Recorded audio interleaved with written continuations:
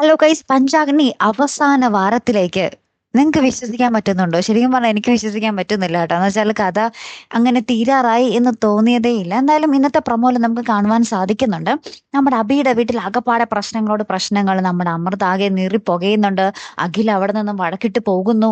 അഖില പറയുന്നുണ്ട്, വിവേകിന്റെ മനസ്സിലേറ്റ മുറിവ് ഞാൻ ഒരിക്കലും മറക്കില്ല, ഇതെനിക്ക് താങ്ങാനാവില്ല എന്നും പറഞ്ഞ് നമ്മുടെ അനഘ അവിടെ നിന്നും പടിയിറങ്ങി പോകുന്നുണ്ട്. അപ്പൊ തന്നെ നമ്മുടെ അമൃത, ഇതൊന്നും കണ്ടു നിൽക്കാൻ എനിക്ക് താങ്ങാൻ പറ്റുന്നില്ല അച്ഛ, എന്റെ ഹൃദയം പൊട്ടിപ്പോകുന്നു എന്നും പറഞ്ഞ് നമ്മുടെ അച്ഛനെ കെട്ടിപ്പിടിച്ച് കരയുന്നുണ്ട്. നമ്മുടെ അബിയോട് പറയുന്നുണ്ട്. അപ്പൊ അബി നമ്മുടെ അമൃതയുടെ സങ്കടമൊന്നും അത്ര കാര്യമാക്കുന്നില്ല കേട്ടോ.